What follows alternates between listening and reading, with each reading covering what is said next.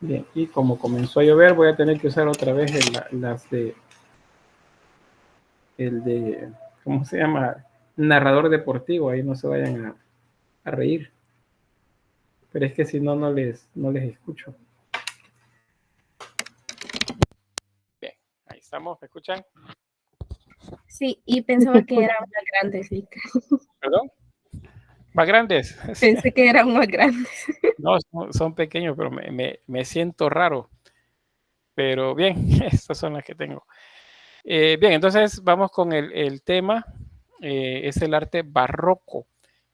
Barroco lo vamos a ver en tres, ¿qué sería? Como en tres estilos diferentes. Hay tres estilos de barroco. Y en tres, geográficamente también son tres espacios diferentes en los que se desarrolla. Entonces, sobre la parte contextual, primero decirles que para inicio del siglo, entre el siglo XVI y siglo XVIII, por ahí, pues esto era Europa. Estaba distribuida de esta manera. Ya había aparecido el reino de Portugal, el reino de España, el reino de Francia, los estados germánicos acá, digamos Alemania, el Reino Unido, pues otros países ya estaban por ahí. El Imperio Otomano, que es el que había tomado el control luego de la caída de Bizancio. En Italia, el Reino de Nápoles, los estados pontificios, que es donde gobernaba el Papa. Venecia, Milán, por ejemplo. Perdón, licenciado. ¿No está presentando, licenciado? En serio. Sí, en serio, no está Ya, presentando. ahorita voy por ahí de nuevo. Ok, gracias, licenciado. ¿Me confirman?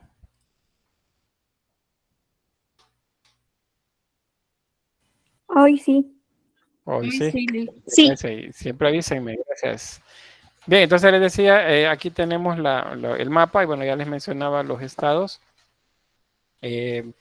Y acá los estados pontificios en la región de Italia. Entonces vamos a ver barroco, un tipo de barroco que se desarrolla en esta región, otro tipo de barroco que se desarrolla en el reino de Francia y otro en el reino de España.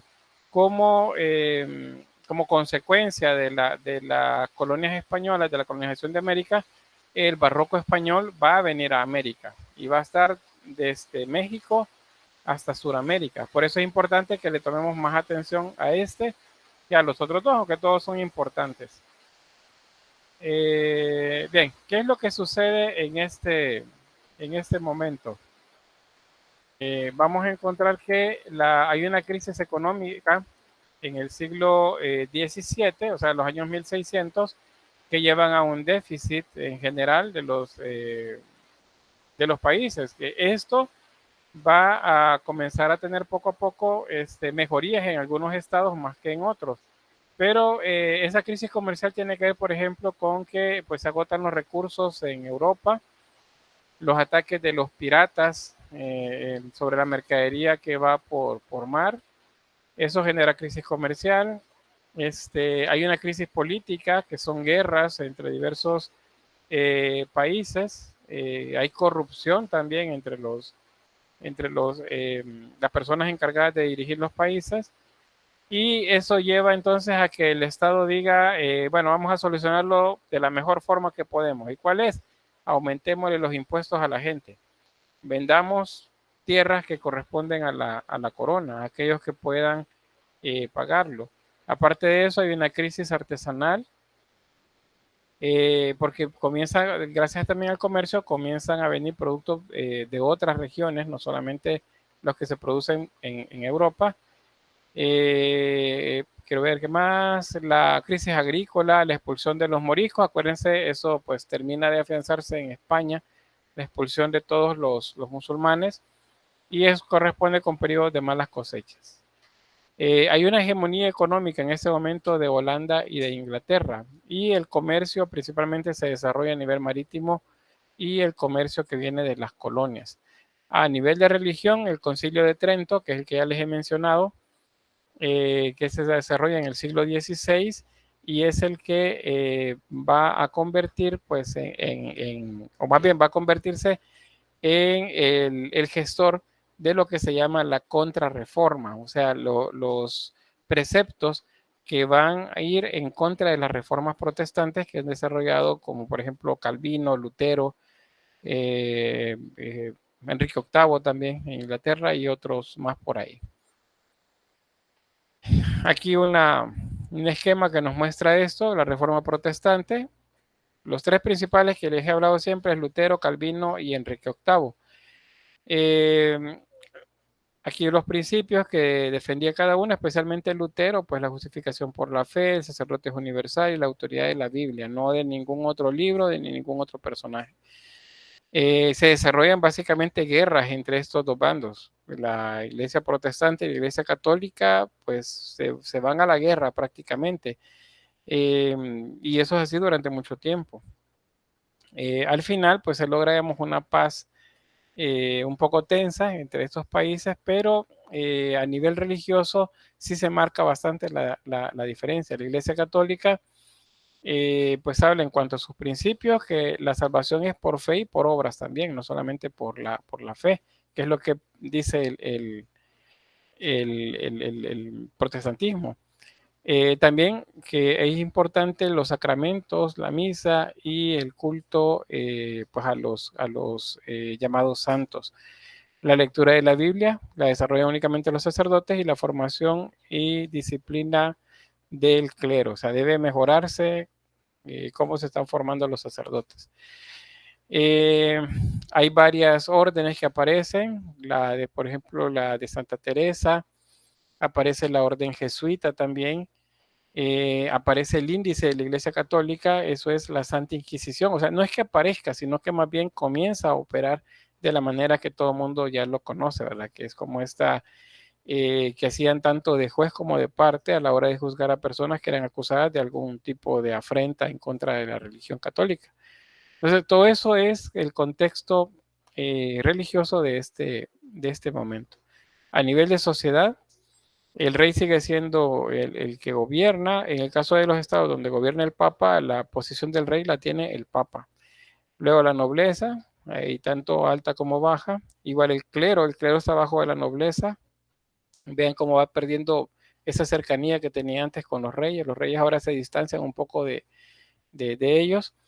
Y el pueblo llano, que era la mayoría, que estaba compuesto por burgueses y por campesinos. Esos son siempre los no privilegiados. Los burgueses, acuérdense, tienen poder, tienen dinero, pero no pueden gobernar, o sea, no los permiten. Este sistema de castas, de estamentos, perdón, no pueden gobernar, no les dan espacio para que ellos se conviertan en reyes. Entonces ellos gobiernan desde la parte comercial como gente adinerada y con mucha influencia en los diferentes ámbitos. Bien, esto no se lo voy a explicar ahorita, pero son como las características generales. Voy a ir mejor a lo que vamos a ir viendo adelante, pero aquí tiene como un resumen de lo que vamos a hablar todo esto. Estamos hablando del siglo XVI, siglo XVII, parte en algunos lugares del siglo XVIII como barroco. Entre el siglo XVII y el siglo XVIII lo que parece es que el barroco llega a cansar ese estilo tan saturado y se convierte en algo diferente. Los artistas redescubren, por así decirlo, Grecia, Roma y las artes de los grandes del Renacimiento. Entonces comienzan a imitarlos otra vez. Y ahí aparece el que se llama el neoclásico. Y el neoclásico, casi a la par, aparece una corriente que se llama romanticista. Y casi a la par del romanticismo aparece otra que se llama realista. Y de ahí en adelante encontramos pues ya todos los sismos de vanguardia. Si antes habíamos visto que los movimientos tardaban siglos en que se agotara un movimiento y pasar al siguiente, estos van a durar décadas y en algunos casos, cuanto más, pues siglos. Pero son movimientos que se van a ir haciendo cada vez más cortos en duración. Entonces van a tener eso ahí para el resumen. Y solamente a nivel político, pues la administración centralizada en las monarquías, es una época, por cierto, de monarquías absolutas, especialmente Francia, donde los reyes Luises, ellos pues gobiernan y uno de ellos llega a decir, no, es que el Estado soy yo. O sea, aquí como dice, el que manda soy yo, nadie tiene que decirme qué hacer. Por eso se llama monarquía absoluta, porque quieren gobernarlo todo. En ese tipo de gobierno, pues la exaltación del rey es lo principal. Hay un ejército estatal que defiende los intereses del rey. Hay un sometimiento de toda la nobleza a esa autoridad del rey. Controla, de hecho, en muchos lugares, hasta la iglesia, la monarquía. Y la represión de la disidencia religiosa. O sea, cualquiera que piense diferente va a ser pasado por la Santa Inquisición. Y de la Santa Inquisición, pues difícilmente alguien logra salir. Este es el personaje del que ya les mencionaba cuando hablábamos de Renacimiento, del 580. Él está entre esta transición, es Carlos V. Él pues se vuelve uno de los más poderosos, era nieto de los reyes católicos, por lo tanto pues hereda los reinos en España. Los reinos de España eran Castilla y Aragón, era nieto de los reyes de Castilla y Aragón, si recuerdan. Y las posesiones que le correspondían por herencia también en América, o sea, los virreinatos que habían acá, México y Perú, básicamente de México hacia Sudamérica, solo algunas zonas como que eran posesiones portuguesas, pues, o y algunas inglesas o francesas, pues no, pero la mayoría pertenecían a él, él era el rey. Luego, en el Mediterráneo, y pues tenía mucho poder. Según lo que se conoce de la historia de él, pues él a los 16 años ya era, ya era rey, desde los 16 años. Acá. Esta es la pintura que habíamos de Tiziano en el 580. A los 20 años, cuando muere Maximiliano I de Habsburgo, que era abuelo paterno de él, entonces también se le coronó como emperador del Sacro Imperio Romano Germánico, o sea que era emperador también del centro norte de Europa. Básicamente, era rey pues de casi todas las tierras que existían bajo control de España y del cristianismo católico en Europa y en América. Se le conoció como Carlos I de España o Carlos V de Alemania. Cualquiera de los dos nombres es válido para él. Ahora bien, ¿qué es entonces el barroco? Ven esta imagen. Visualmente, digamos que cansa un poco ver tanto detalle, especialmente cuando estamos acostumbrados en el periodo anterior a ver edificios como más limpios de decoración y que la parte estética se centrara en los capiteles, por ejemplo, los frontones o en las pinturas en las paredes, pero ya este tipo de decoración exagerada, pues eso es lo que hizo que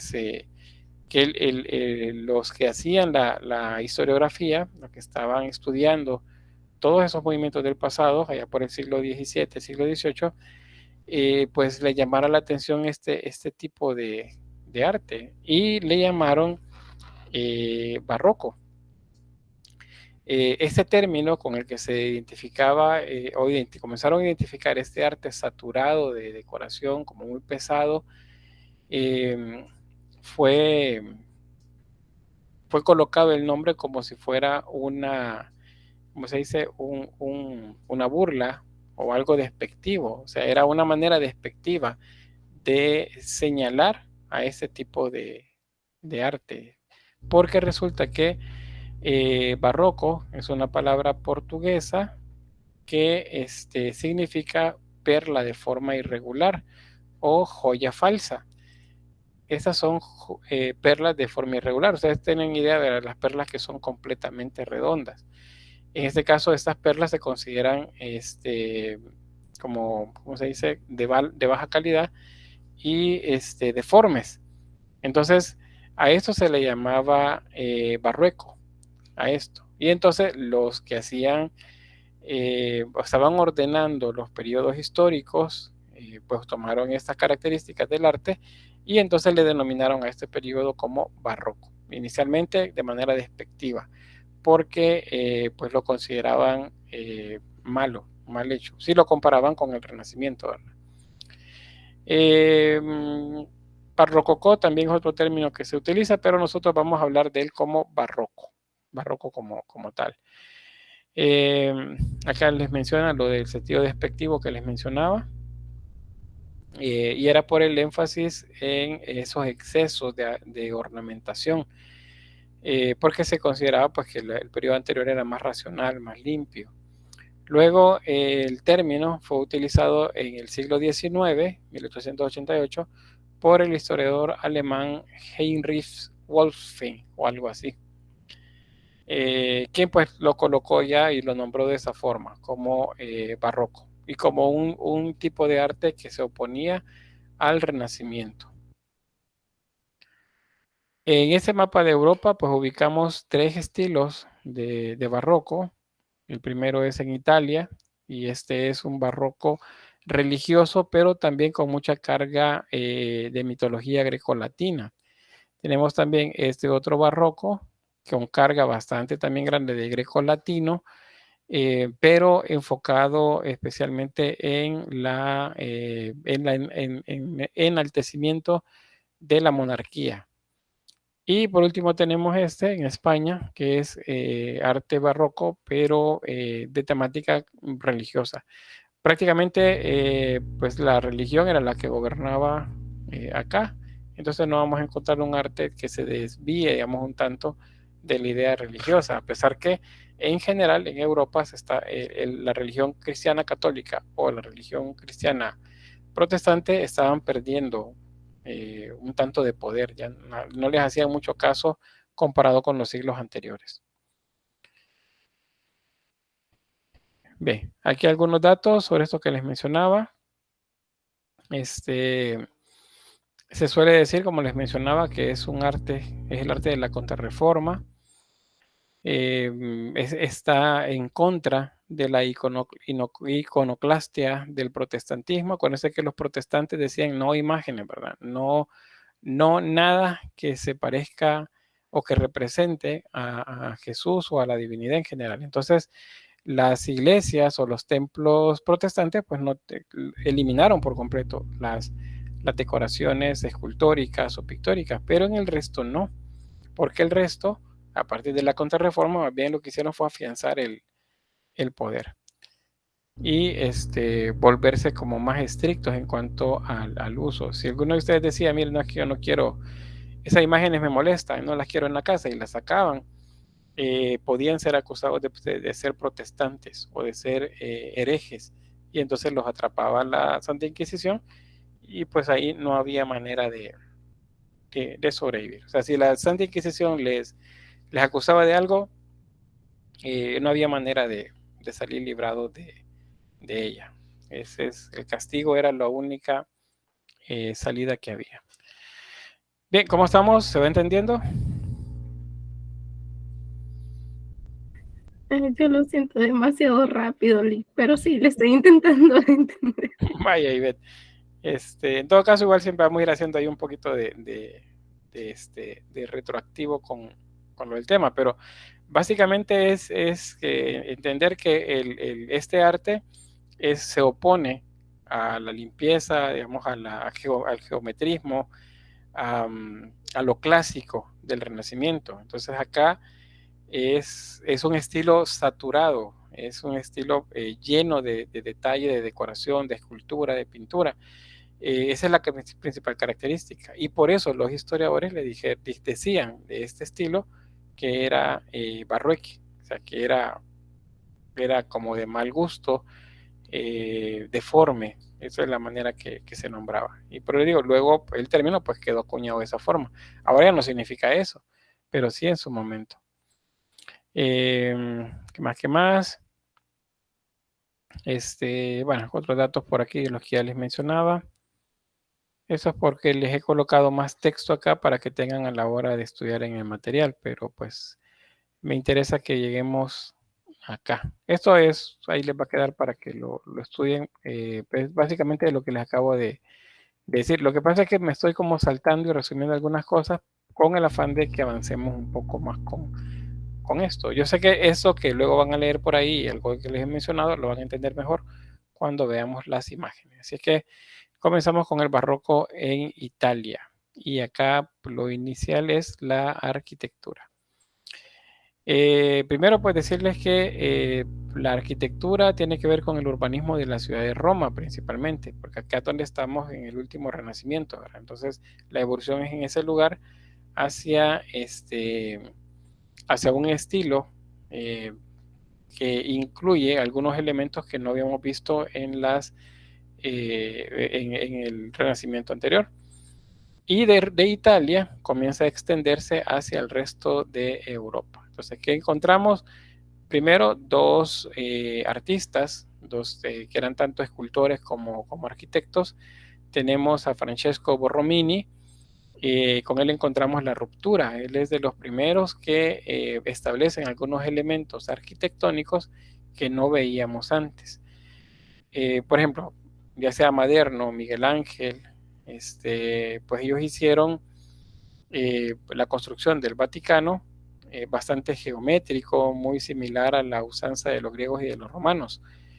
Pero Borromini va a utilizar esa misma idea, pero le va a agregar la línea curva a las imágenes. La continuidad del clasicismo, digamos una variante de esa ruptura, la vamos a tener con Gian Lorenzo Bernini. Pues él también va a ser otro de los arquitectos y escultores que van a desarrollar bastante arte en la ciudad de Roma. Acá, este es un diagrama para que luego van a tener un poquito más fácil así visualmente los aspectos de interés que les estoy mencionando. Básicamente los palacios se vuelven ciudades, que parezca increíble, pero los palacios son parte de una estructura mucho más grande. Los reyes, incluyendo el papado, intentan aislarse del mundo exterior y hacer un mundo propio para la nobleza, digamos, muros hacia adentro, muros hacia afuera que el mundo se caiga, pero de muros hacia adentro todo era una historia completamente diferente. Aquí aparecen la idea de los jardines también, como una continuidad del manierismo que ya veíamos, ¿verdad? Que el manierismo es bastante paisajista, entonces el barroco también es paisajista y pone énfasis bastante grande en los jardines. El jardín francés, el jardín inglés, después tiene su origen por acá. Igual las plazas, los palacios y los pórticos, eso van a ser bastante desarrollados. Acá otros elementos más, los muros van a ser gruesos en algunos lugares, delgados en otros, dependiendo de la región y las necesidades. Se utilizan siempre cúpulas, se utilizan torres campanario, bueno, las fachadas se van a adornar bastante. Hay una influencia, por cierto, en este momento de algunos elementos góticos o visigóticos que lo van a comenzar a utilizar también en las decoraciones. Y bueno, la exuberancia decorativa, que sería la principal característica. Fusiones de texturas y de color en las fachadas y en los interiores de los edificios. Aquí tenemos al primero de estos personajes, Borromini, y considerado pues, uno de los máximos exponentes del barroco en Italia. Y acá está la obra, uno de los mejores ejemplos de él. San Carlos de las Cuatro Fuentes es el nombre de este edificio. Y a ver, ¿dónde está la diferencia con los edificios que hemos estado viendo? ¿Ya lo notaron? ¿En qué es diferente este edificio con los que veíamos en el Renacimiento? Que es bien ondulado, por decirlo así. Sí, esa sería la palabra. Esa ondulación la producen las líneas curvas, ¿verdad? Entonces, ahí está la diferencia con el periodo anterior, con el Renacimiento. Los arquitectos del barroco, el edificio como que sí lo ondularon. En esquema, digamos que es general, tiene columnas, tiene pilares, tiene hornacinas donde van colocadas esculturas. Los mascarones que veíamos que se utilizaron en España, pues ya a esta época se habían extendido también a otros lugares como Italia. Pero los arquitectos lo que hacen es agregarle líneas curvas. Y eso lo vemos acá, por ejemplo, ¿ve? Esto es bastante exagerado este movimiento y pareciera como si el edificio se dobló. Así pareciera, como si el edificio se ha doblado, no es recto. Entonces, eso es completamente nuevo. Antes, en el Renacimiento, pues no se veían esto. Los edificios eran muy geométricos, muy frontales, por ejemplo, bueno, la idea del frontón, de los mascarones y otros elementos por ahí. Este es de Borromini, y hay una palabra, si recuerdan cuando les puse aquel video de la canción, del poema ¿cómo se llama esto? Del Bosco, si recuerdan, ¿verdad? Ya se los olvidó. Lo voy a poner en el examen, fíjense. ¿Se acuerdan del Bosco, del poema? ¿Sí? ¿No? Sí. Bueno, ahí da pulgar arriba, ya vino por ahí alguien que me confirma. Pues bien, hay una palabra que mencionan ahí, la repiten, y es trampantojo. Eso no se los explica en aquel momento porque no, bueno, sí hay un trampantojo en la obra esta del Bosco, es unos como armadillos que están en una pequeña saliente a la orilla del lago, es un trampantojo. ¿Y qué es un trampantojo? Pues así como literalmente lo escuchan, es una trampa para el ojo, un trampantojo. Entonces, ¿qué es un trampantojo? Es una manera de decir una ilusión óptica. Entonces, en este momento, los artistas comienzan a utilizar los trampantojos como una manera de hacer énfasis, que sería, digamos, influencia todavía del manierismo, pero una manera de demostrar que conocen la óptica y que conocen acerca de pues, las construcciones arquitectónicas. Bien, si se fijan, esta es una bóveda, hay una columnata, un pasillo que nos lleva hacia una escultura que está allá en el fondo, un pequeño soldado probablemente espartano o griego por ahí al fondo. Si yo les dijera que me midieran esta distancia, tomen en cuenta que está la columnata, luego sigue jardines y luego la escultura de al fondo. ¿Qué altura calculan? Va bien, ¿qué profundidad calculan que tendría este pasillo?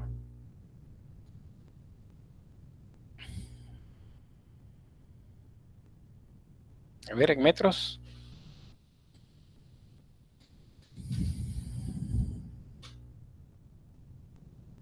No. Pensando. Ah, vaya, y vete. Bueno, Celeste dice 50 metros. 8 metros. 8 metros.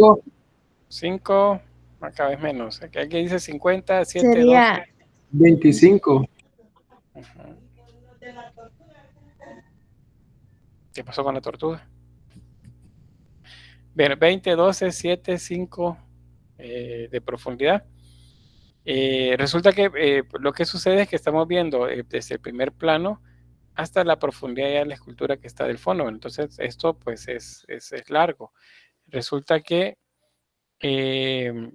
Borromini lo que utiliza acá es un trampantojo, o sea, una trampa para el ojo. Él lo que hace es que en el esquema constructivo del edificio hace una reducción programada, por así decirlo, consciente del pasillo, de manera que se vaya reduciendo de manera lógica, que se vaya haciendo cada vez más pequeño.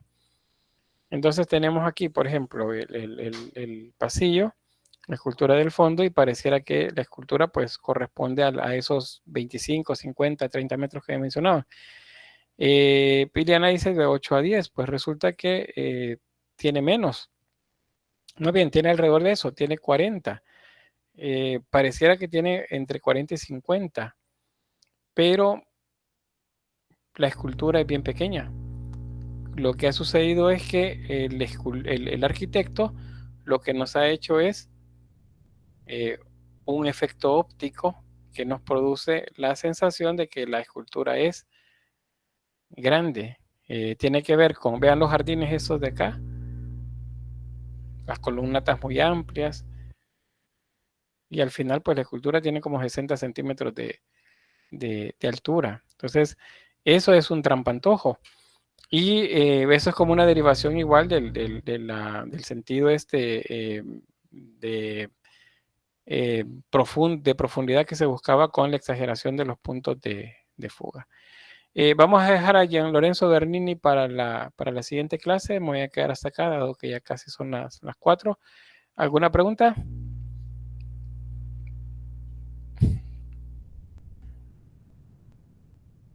Oh. Vamos a quedarnos entonces por acá. Yo tengo una pregunta. Dígame. ¿Con qué objetivo hacían eso? ¿Para burlarse del espectador o para mostrar la capacidad que tenían? Exactamente, mostrar la capacidad que tenían y generar lo de los trampantojos. Los trampantojos no son solamente como juegos, sino que es una manera como el artista demuestra que conoce acerca de la perspectiva y del planteamiento de una realidad que no está ahí.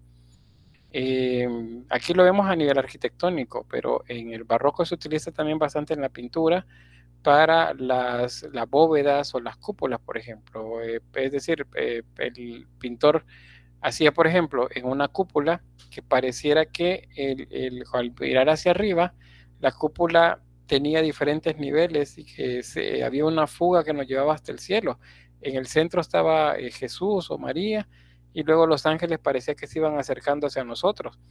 Y realmente la altura no era más por decirle, 5 metros de alto, pero pareciera que eso era exageradamente alto.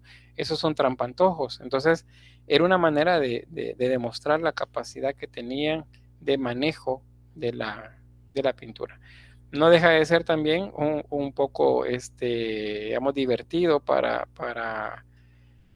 ellos, seguramente, pues el hecho de engañar, así entre comillas, la mirada pues de las personas, porque aquí nos engañan, nos hace pensar la imagen que es algo profundo cuando es algo más bien corto. ¿Ven alguien más? Bueno, voy a tener acá la grabación.